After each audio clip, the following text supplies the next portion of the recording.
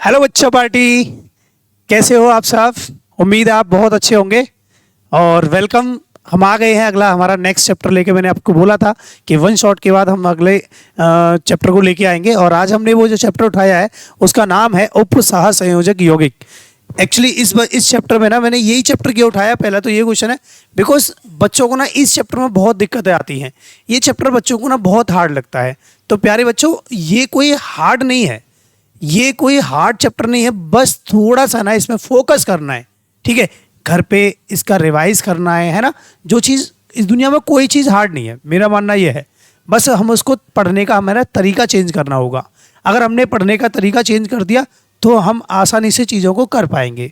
तो आपको सामने लग रहा होगा कि उपसह संयोजक यौगिक क्या है। ये जो आपको फोटो दिख रहा है ये हमारे वर्नर बाबा हैं। वर्नर कोऑर्डिनेशन थ्योरी इन्होंने दी थी। अल्फ्रेड वर्नर नाम है। ये 19 लगभग ऐसा बोलते हैं कि 1892 में इन्होंने अपनी WCT थ्योरी दी थी, वर्नर कोऑर्डिनेशन थ्योरी दी थी। और वहीं से हमें केमिस्ट्री के अंदर इस चैप्टर को पढ़ना स्टार्ट किया था, ऐसा मानते हैं। इनको नोबेल प्राइज भी दिया गया था 1913 में। हालांकि इसकी मैं डिटेल में बात करूंगा इस थ्योरी पे। अभी तो केवल मैं आपको एक इंट्रोडक्शन बता रहा हूँ कि ये हमारे वर्नर अल्फ्रेड वर्नर है जिन्होंने 1890 थ्योरी में 92 में एक्सपेरिमेंट किया। रात को पूरी रात एक्सपेरिमेंट किया और उसके बाद जब सुबह उनकी टेबल पे मिला तो वर्नर कोऑर्डिनेशन थ्योरी थी। और इसी चैप्टर को इन्हीं की वजह से हमें ये चैप्टर आपका पढ़ना पड़ रहा है। अब वो आपकी मर्जी है कि आप इनसे क्या बोलेंगे। मैं तो जय हो बोलता हूँ। आगे बढ़ते हैं, हम लोग अपनी चैप्टर की तरफ बढ़ते हैं। ठीक है बेटा, तो ये अगर हमें उपसह संयोजी यौगिक पढ़ना है ना बेटा, तो हमें ना बंध पढ़ने पड़ेंगे। एक्चुअली कोई भी ये जो कंपाउंड है, जो यौगिक बनते हैं, ये यौगिक ऐसे ही नहीं बनते, इनके बीच में बंध होते हैं। ठीक है, तो आपने एक ऐसा बंध पढ़े होंगे, आपने बंध पढ़े होंगे बेटा जी, आपने जरूर ही बंध पढ़े होंगे, ऐसी बात नहीं है। आपने बंध तो जरूर पढ़े होंगे बेटा। अब बंध में क्या क्या पढ़ लिया होगा आपने। आपने आयनिक बंध पढ़ा होगा, आपने आयनिक बंध पढ़ा होगा। एकदम बेसिक से उठा के चल रहा हूं मैं आपको, बहुत ज़्यादा बेसिक लेके चल रहा हूं। एकदम सारी चीज़ें लेके चलेंगे, अच्छे से चलेंगे। लेकिन आप इस चैनल को सब्सक्राइब करते रहें और शेयर करते रहें दोस्तों के पास डेली। और पढ़िए, कॉपी में ज़्यादा लिखिए, समझिए चीज़ों को, समझ समझ के करिए, आपके बहुत काम का है ये चैप्टर। ठीक है, आयनिक बंध है, दूसरा सहसंयोजक बंध है, सहसंयोजक बंध है, और तीसरा है उपसह संयोजक बंध, उपसह संयोजक बंध। और ये भी आपको पता होगा जो आयनिक बंध होते हैं, ये जो बंध है या वैद्युत स्थैतिक बंध भी कहते हैं, ये बंध जो है इलेक्ट्रॉनों के स्थानांतरण से बनते हैं। इलेक्ट्रॉनों के क्या करते हैं, स्थानांतरण से बनते हैं। अगर मैं इसके बंध के बारे में बात करूंगा तो ये जो बंध है हमारे इलेक्ट्रॉन के स्थानांतरण से बनते हैं। ठीक है, कौन से वाले, आयनिक बंध। और ये इलेक्ट्रॉन की साझेदारी से बनते हैं। बराबरी साझेदार, बराबर साझेदारी होनी चाहिए, साझेदारी से बनते हैं, इलेक्ट्रॉन की साझेदारी से बनते हैं। ठीक है, ये कौन से बनते हैं, जो इलेक्ट्रॉन की साझेदारी से बनते हैं। दूसरा ये भी साझेदारी से बनते हैं, ये भी साझेदारी से बनते हैं। ठीक है, लेकिन अब इन दोनों में अंतर क्या है, इस साझेदारी में क्या अंतर है और इस साझेदारी में क्या अंतर है। बस जल्दी से देखिए कि अगर मान लीजिए मैंने एक कुरकुरे की पैकेट खरीदी और कुरकुरे की पैकेट जो है 5 रुपये आपने दिए, 5 रुपये मैंने 10 रुपये वाली खरीद ली और हम दोनों ने क्या किया, उसको शेयर करके खा ली। लेकिन ये वाली क्या है, ये वाला जो बंद है, ये वाला बंद क्या हो गया, इनकी साझेदारी करके खाई, दोनों ने बराबर बराबर हमने पैसे दिए, तो ये इस तरह से हमारा जो बंद बनता है वो सहसंयोजक बंद हो गया। लेकिन उपसह संयोजक में क्या हुआ कि जो कुरकुरे की पैकेट मंगाई वो मैंने ही या आपने मंगाई, एक जन ने मंगाई, पैसे एक के गए लेकिन खाई दोनों ने। समझ में आ रही मेरी बात।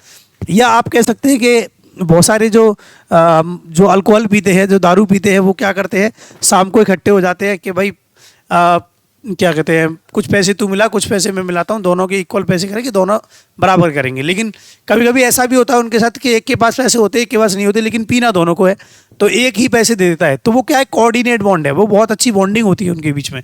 ठीक है, लेकिन आप मत बनाना, आप कुरकुरे की बॉन्डिंग बना सकते हैं, लेकिन इस वाली दारू की बॉन्डिंग मत बनाना भाई। ठीक है, तो मैंने बोला कि ये जो साझेदारी है, मतलब एक ही साझेदारी के जो इलेक्ट्रॉन है वो एक ही एटम, एक ही परमाणु से आते हैं उपसहसंयोजक बंध बनाने के लिए।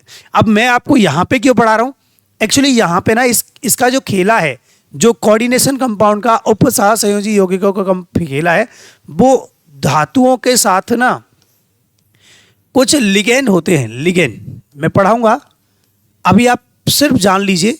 लिगेंड्स होते हैं, ये धातु के साथ क्या करते हैं, लिगेंड क्या करते हैं, इन धातुओं को इलेक्ट्रॉन प्रोवाइड कराते हैं।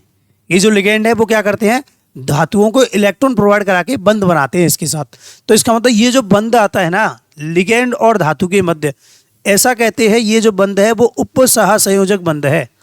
कैसा बंध है, उपसहसंयोजक बंध है बेटा, इसीलिए है ये। ठीक है, ये कौन सा बंध हो गया, उपसहसंयोजक बंध हो गया। तो आपको ये पता होना चाहिए कि ये बॉन्ड कैसे बनता है, कि एक ने इलेक्ट्रॉन दिए हैं दूसरे ने लिए हैं, लेकिन वहां एक तरह से साझेदारी का काम हो रहा है। ठीक है, बंध जो बनाने का काम है उसको हम उपसहसंयोजक बंध कहते हैं। ठीक है, और भाई आगे बढ़ते हम लोग। अगर मैं आपको आगे बात करूं तो इस चैप्टर को और कहां से उठाया गया और किस तरह से उठाया गया है, तो हम बोलेंगे कि साहब जी उपसहसंयोजक यौगिक जो है ना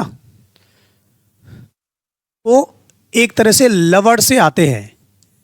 अगर हमको लवड़ के बारे में पता है ना तो हम बहुत कुछ कर पाएंगे, हम चीज़ों को जान पाएंगे कि आखिर ये चैप्टर निकला कहाँ से है। ठीक है, लवड़, लवड़ बोले तो सॉल्ट।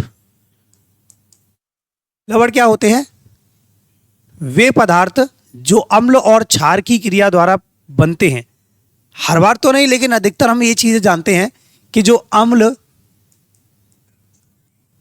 अम्ल और क्षार की क्रिया द्वारा बनते हैं उन्हें हम क्या बोलते हैं, लवण कहते हैं। ठीक है, वे पदार्थ जो अम्ल और क्षार की क्रिया द्वारा बनते हैं उन्हें हम क्या बोलते हैं, लवण कहते हैं। लवण के पास क्या बनता था, जल भी बनता था ना, लेकिन हमें तो इससे मतलब है बेटा। ठीक है, इससे मतलब है हमको। ठीक है, तो अब ये जो लवण है, ये जो लवण है इसको अगर मैं बांटूंगा, डिवाइड करूंगा, ठीक है, इस सॉल्ट को अगर मैं डिवाइड करूंगा ना बेटा, तो कौन कौन से पार्ट में डिवाइड करने वाला हूं, जरा देख लीजिए आप। देखो, एक तो होता है सामान्य लवण, सामान्य लवण, दूसरा है अम्लीय लवण,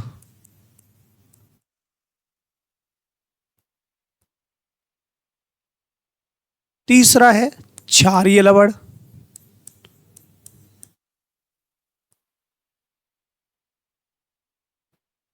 चौथा है हमारा द्विक लवण,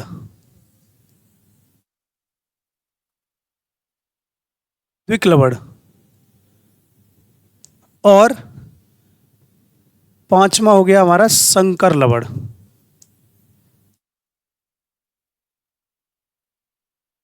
इसको संकर लवण भी कह सकते हैं या संकुल भी कह सकते हैं।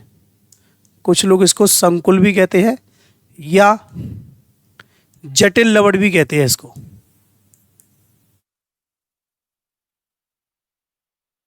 कुछ लोग संकुल कह देते हैं, कुछ लोग इसको क्या कह देते हैं, कुछ लोग इसको संकर लवण भी कहते हैं, कुछ लोग इसको जटिल लवण भी कहते हैं। ठीक है, अब ये जो लवण है इनके बारे में हमें पता होना चाहिए, है ना। ये सामान्य लवण क्या होते हैं, जिसमें विस्थापनीय H+ आयन या OH- आयन नहीं होते हैं। ऐसे लवण जिनमें विस्थापनीय H+ आयन और OH- आयन नहीं हो, उनको हम क्या बोल देंगे, उनको हम बोल देंगे कि साहब ये सामान्य लवण है। जैसे NaCl हो गया, KCl हो गया, Na2SO4 हो गया, ये सब के सब कैसे हैं, सामान्य लवण में लिए जाते हैं। क्योंकि इनमें विस्थापनीय H प्लस आयन, विस्थापनीय OH माइनस आयन नहीं है। ठीक है बेटा जी। और अगर मैं बात करूं अम्लीय लवण के बारे में, तो अम्लीय लवण के अंदर विस्थापनीय, जो विस्थापित हो जाए, विस्थापनीय H प्लस आयन होते हैं, विस्थापनीय H प्लस आयन होते हैं। जैसे मैंने कहा NaHSO4, सोडियम बाईसल्फेट या सोडियम हाइड्रोजन सल्फेट, सोडियम बाईसल्फेट या सोडियम हाइड्रोजन सल्फेट, ये क्या है? ये इसमें से जो हाइड्रोजन दिख रहा है ना, इसमें से जो आपको हाइड्रोजन दिख रहा है ना, ये विस्थापनीय हो जाता है, ये विस्थापनीय है। ठीक है। और अगर मैं क्षारीय लवण के बारे में बात करूं तो इसमें क्या होगा बेटा? इसमें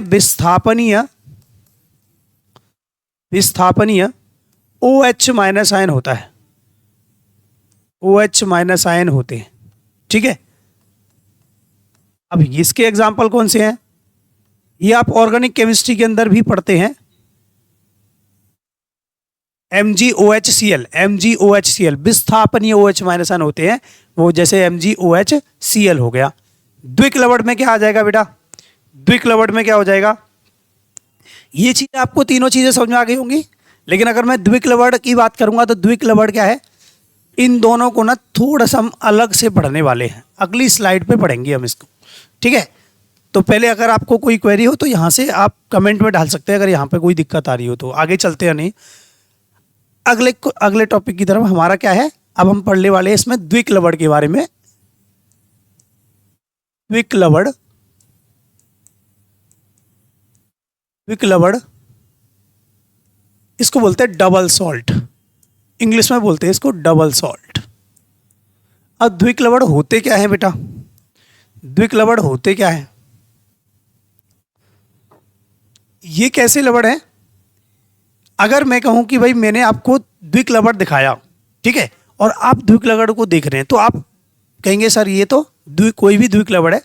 लेकिन अगर मैं द्विक लवण को ना पानी में डाल के दिखाता हूं आपको, ये इसको अगर मैं पानी में डाल देता हूं, तो पानी में डालने के बाद क्या होगा, वो आप उसमें पहचान नहीं पाएंगे। जैसे एग्जांपल लेता हूं मैं, फिटकरी आपके घरों में अधिकतर होगी, तो अगर मैं आपको फिटकरी को हाथ पर लेकर के दिखा दूंगा तो आप करेंगे सर ये तो फिटकरी है। लेकिन अगर मैं बहुत सारे वाटर वगैरह में बहुत सारे सॉल्ट घोल के दे दूं और आपको दिखाऊं, बताओ कौन सा फिटकरी है, तो आप नहीं बता पाओगे, क्योंकि वो पानी के अंदर पूर्ण रूप से घुल जाएगी और वो कैसा है, रंगीन विलयन बना देगी। इट मीन्स कि द्विक लवण क्या होते हैं? एक ऐसे लवण होते हैं जो ठोस अवस्था में अपनी पहचान बनाए रखते हैं तथा विलयन में अपनी पहचान खो देते हैं। क्या कहा? क्या कहा भाई? वे लवण जो ठोस अवस्था में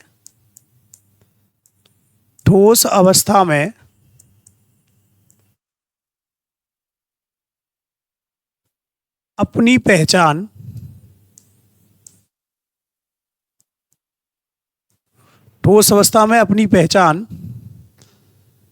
वे लवण जो ठोस अवस्था में अपनी पहचान बनाए रखते हैं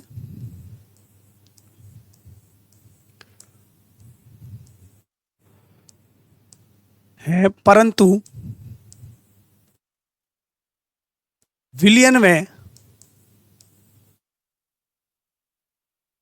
विलयन में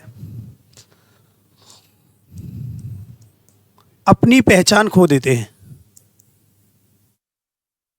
अपनी पहचान खो देते हैं। वे लवण जो ठोस अवस्था में अपनी पहचान बनाए रखते हैं परंतु विलयन में अपनी पहचान खो देते हैं, उन्हें हम क्या बोलते हैं? द्विक लवण कहते हैं। ठीक है। एग्जाम्पल के तौर पे कैसे? फिटकरी, जैसे हम क्या बोलेंगे? फिटकरी बोलेंगे। फिटकरी में क्या होता है भाई? फॉर्मूला क्या है? K2SO4 Al2SO4 to the whole thrice 24H2O। ठीक है। ये क्या है? फिटकरी है, जिसको हम पोटास एलम भी कहते हैं। पोटास एलम, ठीक है, पोटास एलम भी कहते हैं। एक होता है क्रोम एलम भी होता है, क्रोमेलम,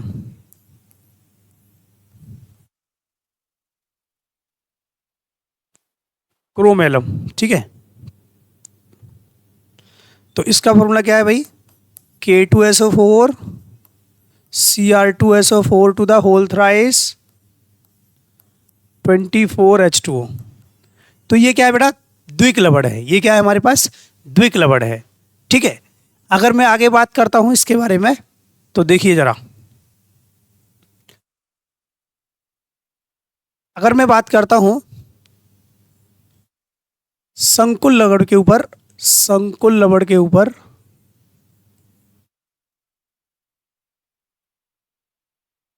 जिसको हम या करके जटिल लवण भी कहते हैं, जटिल लवण भी कहते हैं।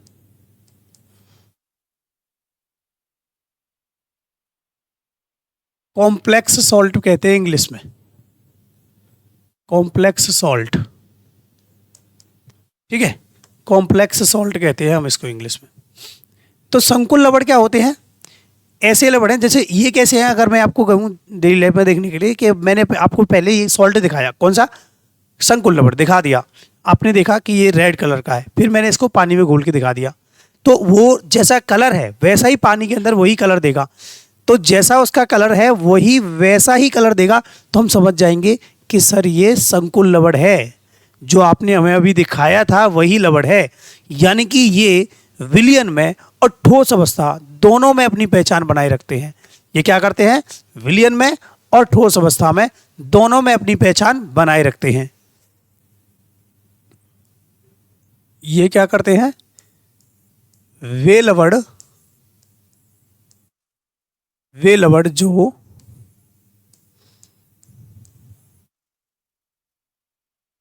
जो विलयन और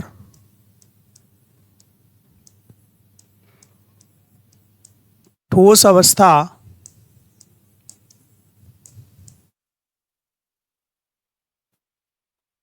दोनों में अपनी पहचान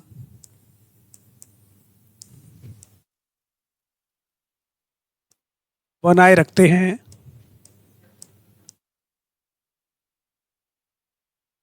बनाए रखते हैं उन्हें, ठीक है, दोनों में अपनी पहचान बनाए रखते हैं, उन्हें हम क्या बोलते हैं, द्विक लवण कहते हैं। उनको हम क्या बोलते हैं, द्विक लवण कहते हैं। ये चीज़ आपको पता होना चाहिए, संकुल लवण क्या है और द्विक लवण क्या है। इसका एग्जाम्पल क्या है, जैसे K4FeCN टू द होल 6, इसका नाम क्या है, पोटेशियम पेरोसाइनाइड, ठीक है। और भी एग्जाम्पल रख सकते हैं हम लोग, K3FeCN का होल 6, पोटेशियम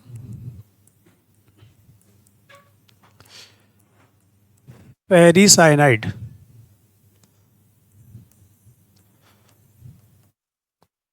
तो ये है हमारे पास, ठीक है, ये है हमारे पास कौन कौन से, एक तो संकुल लवण हो गया, जटिल लवण जिसको हम कह सकते हैं, वे लवण जो विलयन और ठोस अवस्था दोनों में अपनी पहचान बनाए रखते हैं, उनको हम क्या बोलते हैं, संकुल लवण कहते हैं। जैसे एग्जाम्पल आपके सामने ये रहा है, ठीक है। अगर मैं ये कहूं कि भाई जो द्विक लवण है, जो द्विक लवण है,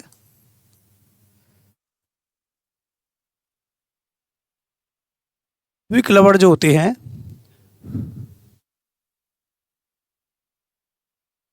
उनको जल में डालूं, जल में, जैसे मेरे पास क्या है, K4 नहीं sorry K2SO4 Al2SO4 to the whole thrice और 24H2। अगर मैं इसको पानी में डालता हूं, किस में डालता हूं, पानी में डालता हूं, H2O के अंदर मैंने इसको डाल दिया, ठीक है, तो क्या होता है पता है, ये मुझे 2K+ अलग कर देगा, आयनाइज कर रहा है, पूरा कंप्लीटली आयनाइज होता है, पूर्ण रूप से आयनित हो जाते हैं, आयनीकरण इसका पूर्ण रूप से हो जाता है, तो K अलग हो जाएगा। और सर एल्यूमिनियम, कितने एल्यूमिनियम है, दो एल्यूमिनियम अलग हो जाएंगे, और SO4 कितने हो गए, 3 और 1 4, टोटल 4 SO4 हो गए। तो 4 SO4, 2 माइनस आयन अलग और 24 H2O उसके साथ मिल जाएगा। तो कुछ इस तरह से पूर्ण रूप से आयनित हो जाते हैं। जो हमारे द्विक लवण होते हैं वो पूर्ण रूप से आयनित हो जाते हैं। जबकि अगर मैं संकुल लवणों की बात करता हूं, अगर मैं संकुल लवणों की बात करता हूं,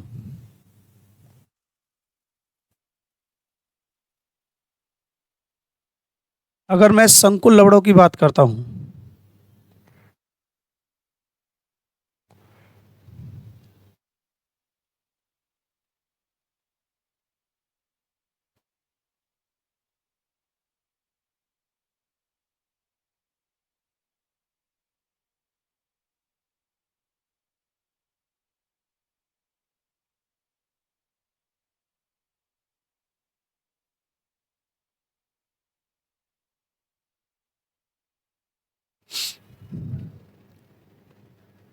कोई नहीं, अलग स्लाइड पे देख लेंगे हम लोग।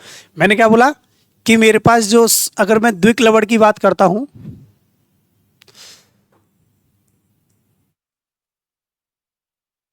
अगर मैं द्विक लवण की बात करता हूं और संकुल लवण की बात करता हूं,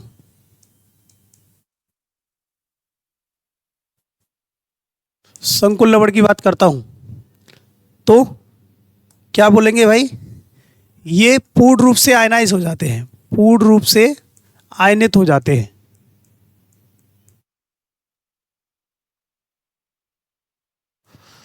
और ये पूर्ण रूप से आयनित नहीं होते, पूर्ण रूप से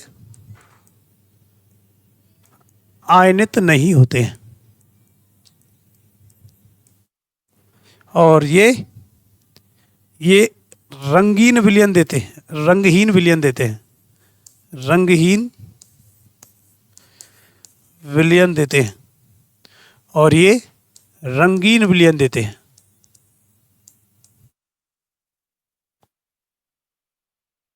ठीक है, ये रंगहीन विलयन देते हैं और ये रंगीन विलयन देते हैं। अगर मैं इनकी और बात करूंगा,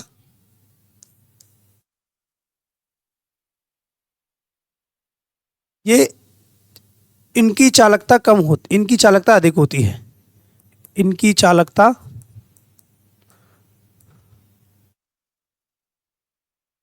अधिक होती है।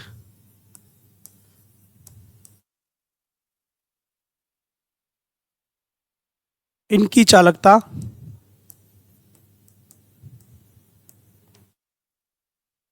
अपेक्षाकृत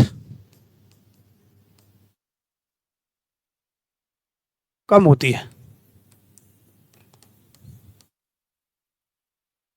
ठीक है, तो हम अंतर भी बता सकते हैं, पीछे जो रिएक्शंस लिखी हैं वो आपको ध्यान में रखनी है। इसका क्या हो जाएगा, जो अगर मैं K4 लेता हूं, K4 FeCN का होल 6 ये लिया मैंने, ठीक है, मान लेते हैं हम लोग। तो अगर मैंने इसको पानी में डाला, H2O के अंदर डाला, तो मुझे ये 4K प्लस दे देगा और ये पूरा का पूरा इतना आयन अलग हो जाएगा। ऐसा नहीं कि सारे के सारे टूट जाएंगे, ये पूरा अलग होगा, ये अलग होगा। समझ में आ रही है भाई? तो मैंने क्या बोला, FeCN का होल 6 4 माइनस आयन अलग हो जाएगा। तो और इसमें क्या होगा, कंप्लीटली अगर मैं इसको अलग करता हूं, इसको अगर मैं अलग देखता हूं, तो अभी मैंने देखा था K2SO4 Al2SO4 to the whole thrice,